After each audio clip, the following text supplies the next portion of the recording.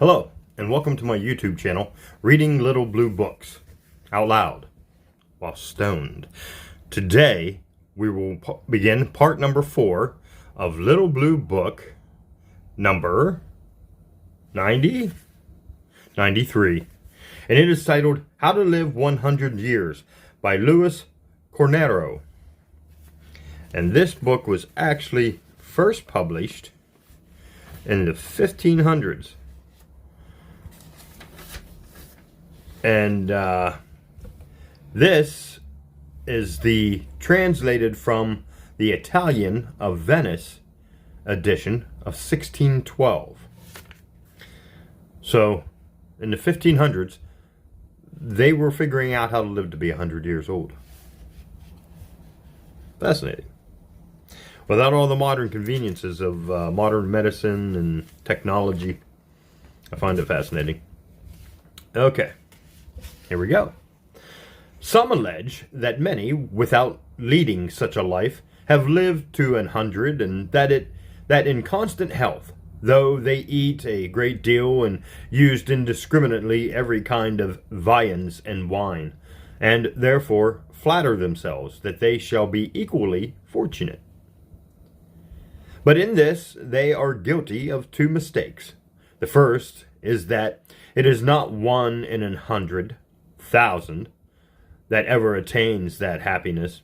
The other mistake is that such, in the end, most assuredly contract some illness which carries them off, nor can they ever be sure of ending their days otherwise, so that the safest way to obtain a long and healthy life is, at least after 40, to embrace sobriety. This is no such difficult affair, since history informs us of so many who in former times lived with the greatest temperance, and I know that the present age furnishes us with many such instances, reckoning myself one of the number. We are all human beings and endowed with reason. Consequently, we are masters of all of our actions. This sobriety is reduced to two things, quality and quantity. The first, namely quality, consists in nothing but not eating food or drinking wines prejudicial to the stomach. The second, which is quantity, consists in not eating or drinking more than the stomach can easily digest. Which quantity and quality, turning the page, which quality and quantity every man should be a perfect judge of by the time he is 40, or 50, or 60. And whoever observes these two rules may be said to live a regular and sober life. This is of so much virtue and efficacy that the humors of such a man's body become most homogeneous, harmonious, and perfect, and when thus improved, are no longer liable to be corrupted or disturbed by any other disorders whatsoever, such as suffering excessive heat or cold, too much fatigue, want of natural rest, and the like, unless in the last degree of excess.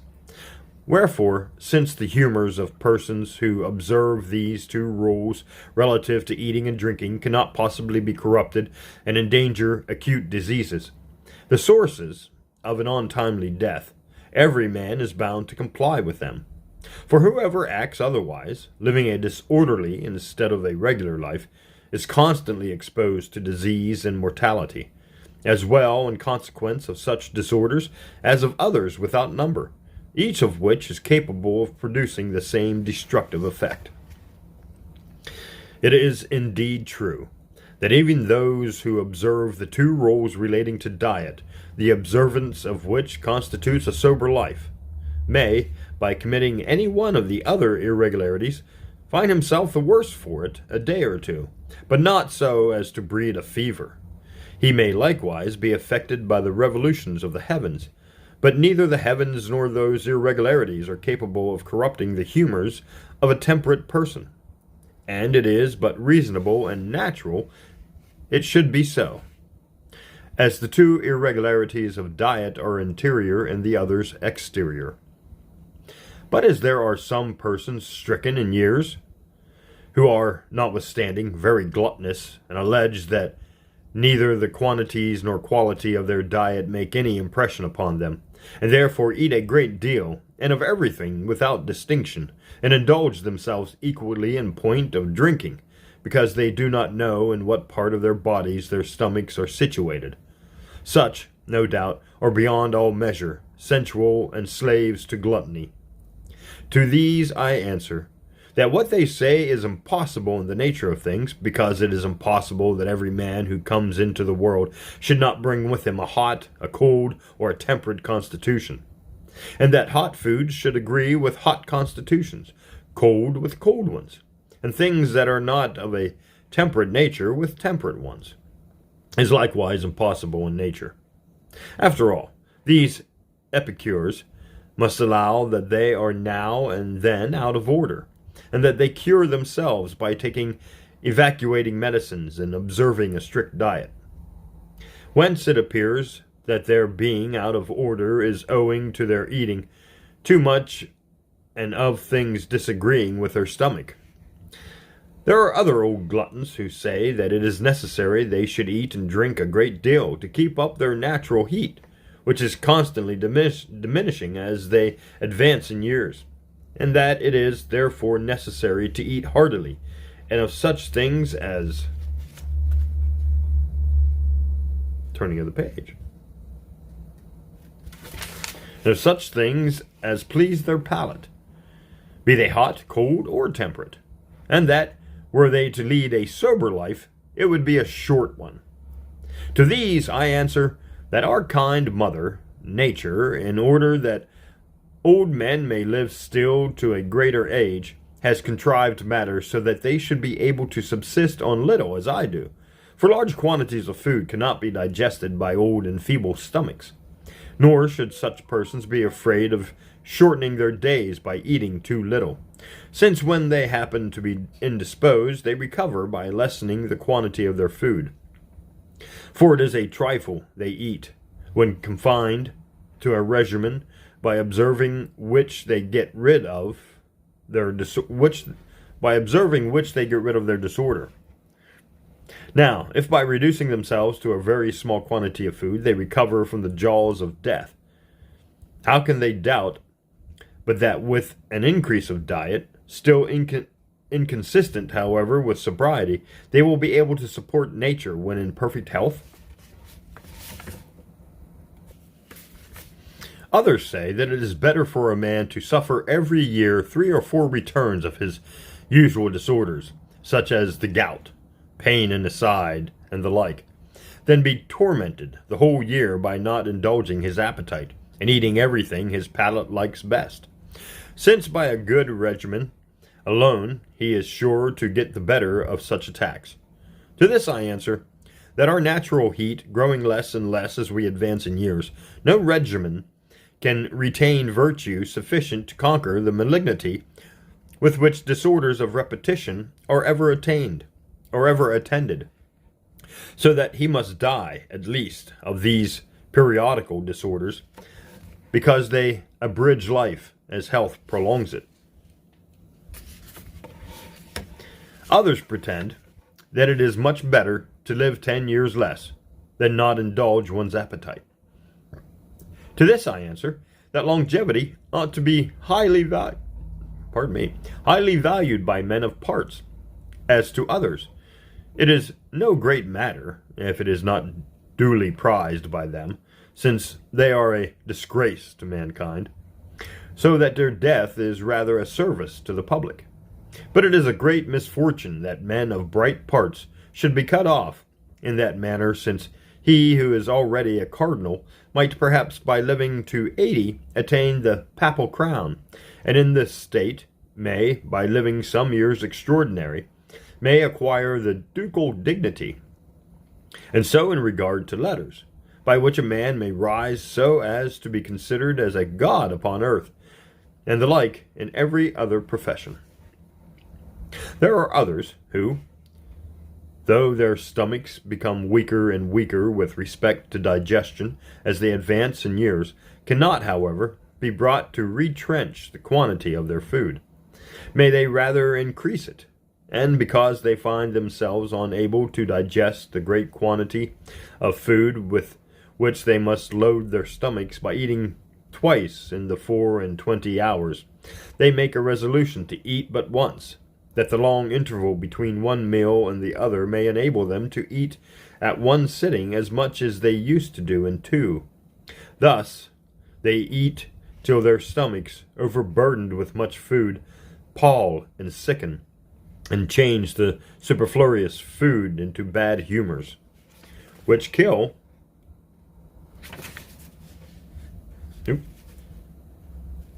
the turning of the page. Holy man, that was 4 pages there. That's definitely not going to work. All right. There we go. Nope. Almost. What's thin pages? There we go. Which kill a man before his time.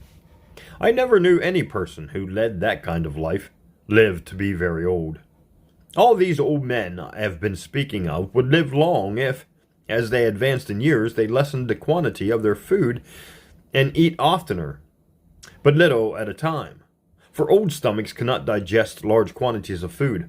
Old men changing in that respect to children who eat several times in the 24 hours. Others say that temperance may indeed keep a man in health, but that it cannot prolong his life. To this I answer that experience proves the contrary, and that I myself am a living instance of it. It cannot be said that sobriety is apt to shorten one's days as sickness does, and that the latter abbreviates life is most certain. Moreover, a constant succession of good health is preferable to frequent sickness, as the radical moisture is thereby preserved. Hence, it may be fairly concluded that holy sobriety is the true parent of health and longevity. O thrice holy sobriety, so useful to man by the services thou renderest him! Thou prolongest his days, by which means he greatly improves his understanding, and by such improvements he avoids the bitter fruits of sensuality, which are an enemy to reason, man's peculiar privilege. Those bitter fruits are the passions and perturbances of the mind, though, moreover, freest him from the dreadful thoughts of death. How greatly is thy faithful discipline indebted to thee, since, by thy assistance, he enjoys this beautiful expanse of the visible world, which is really beautiful to such as know how to view it with a philosophic eye, as thou hast enabled me to do.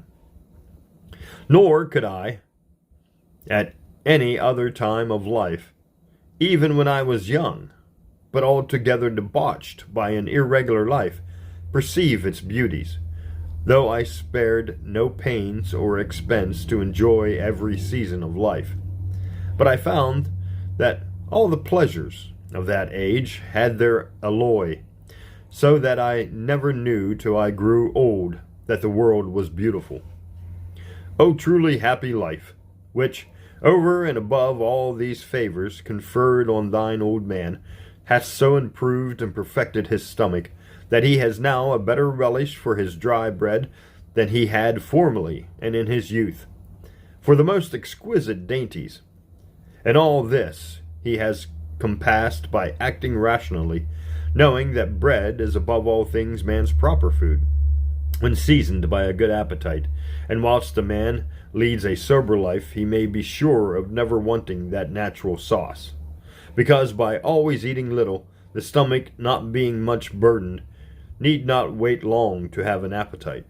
It is for this reason that dry bread relishes so well with me, and I know it from experience, and can with truth affirm I find such sweetness in it that I should be afraid of sinning against temperance were it not for my being convinced of the absolute necessity of eating it. Man, he loves his bread. Living on bread. No, I don't think so. No, I digress. And that we cannot make use of a more natural food. And thou, kind parent of nature, who actest so lovingly by thy aged offspring in order to prolong his days, hast contrived matters so in his favor.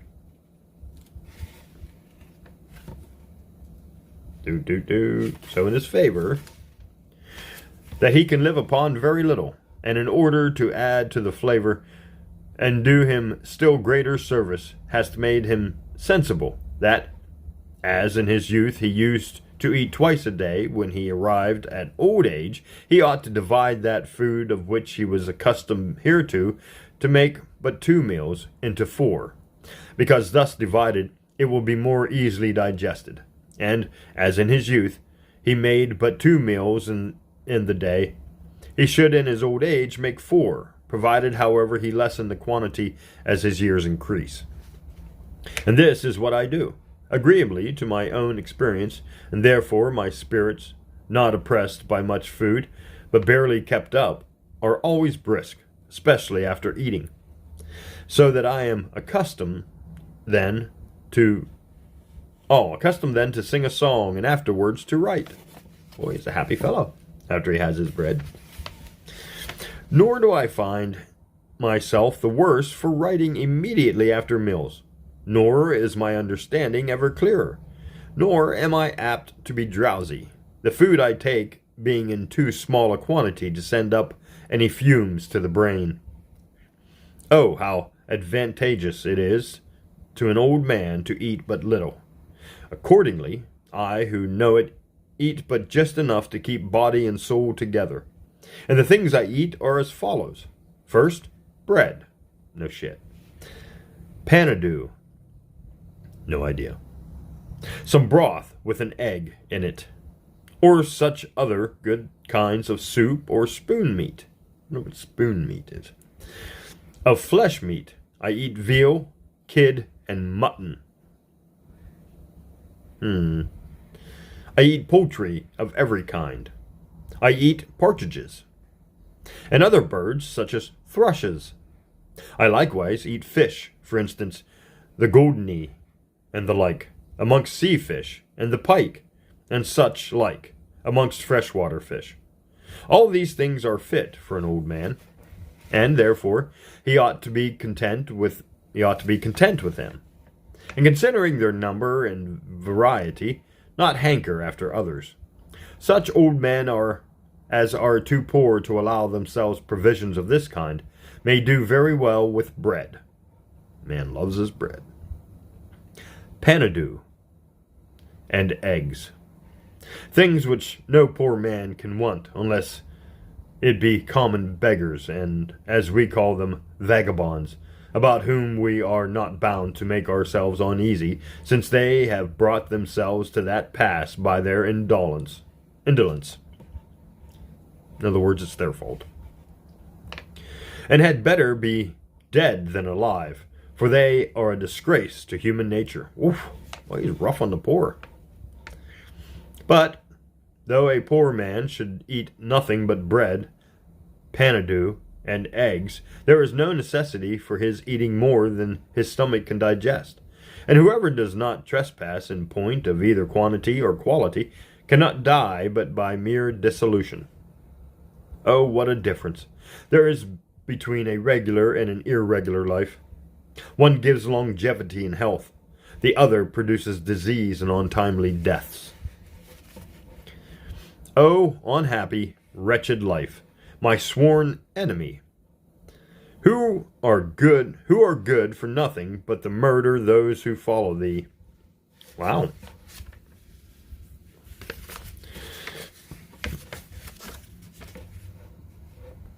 Pardon me. How many of my dearest relations and friends hast thou robbed me of, in consequence of their not giving credit to me? Relations and friends whom I should now enjoy, but thou hast not been able to destroy me according to thy wicked intent and purpose. I am still alive in spite of thee, and have attained to such an age as to see around me 11 grandchildren, and of all of fine understanding and imitable disposition, all given to learning and virtue, all beautiful in turning the page.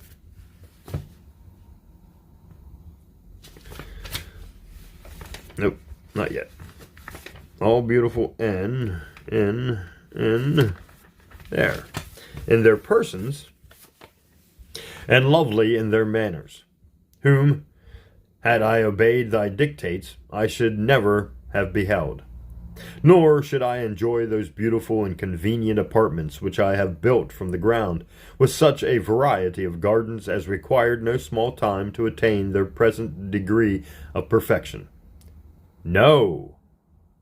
Thy nature is to destroy those who follow thee, before they can see their houses or gardens so much as finished, whereas I, to thy no small confusion, have already enjoyed mine for a great number of years. But since thou art so pestilential? Yeah. But since thou art so pestilential a vice, as to poison and destroy the whole world, and I am determined to use my utmost endeavors to extirpate thee, at least in parts, I have resolved to counteract thee, so that my 11 grandchildren shall take pattern after me, and thereby expose thee for what thou really art, a most wicked, desperate, and mortal enemy of the children of men. I really cannot help admitting that men of fine parts, and such there are, who have attained a superior rank in letters or any other profession, do not betake themselves to a regular life, when they are arrived at the age of 50 or 60, or as soon as they find themselves attacked by any of the foregoing disorders of which they might easily recover, whereas by being permitted to go ahead they become incurable. As to young men, I am no way surprised at them, since the passions being strong at that age, they are of course the more easily empowered by their baneful influence. But after 50, our lives should in everything be governed by reason, which teaches us that the consequences of gratifying our palate and appetite are disease and death. Were this pleasure of the palate lasting, it would be some excuse, but it is so momentary that there is scarce any distinguishing between the beginning and the end of it, whereas the diseases it produces are very durable. But it must be a great contentment to a man of sober life to be able to reflect that, in the manner he lives, he is sure that what he eats will keep him in good health and be productive of no disease or infirmity. Now, I was willing to make this short addition to my treaty, founded on new reasons, few persons caring to pursue long-winded discourses, whereas short tracts have a chance of being read by many. And I wish that many may see this addition, to the end that